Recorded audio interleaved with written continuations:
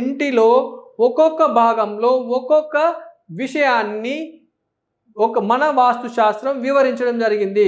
ఖచ్చితంగా ఈశాన్యంలో relaxation area అంటే మన ఎంటర్టైన్మెంట్, మన ఇంట్లో కుటుంబ సభ్యులతో ఆనందంగా గడపడానికి ఈశాన్య స్థలాన్ని వాడాలి.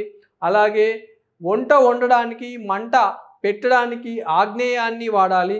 తిన్న తర్వాత పడుకోవడానికి నైరుతి భాగాన్ని వాడాలి. అలాగే విసర్జించడానికి, మలమూత్రాలను వదిలేయడానికి వాయువ్యాన్ని వాడాలి. ఇలా 4 దిక్కులుగా 4 భాగాలుగా చేసుకొని ఏ ఇల్లు అయితే నిర్మించబడుతుందో ఆ ఇంట్లో సుఖ సంతోషాలు వస్తాయి. మరి ఈ సెంటర్లో ఏం చేయాలి అంటే ఇది ఖాళీగా ఉండాలా. అర్థమైందా? ఇది ఖాళీగా ఉండాలా. ఇదే వాస్తుశాస్త్రం యొక్క బ్రహ్మరహస్యం. ఇలా ఏ ఇంటినైతే నిర్మిస్తామో ఆ ఇంట్లో ఉన్న వాళ్ళకు సుఖ సంతోషాలు వస్తాయి. Is a good.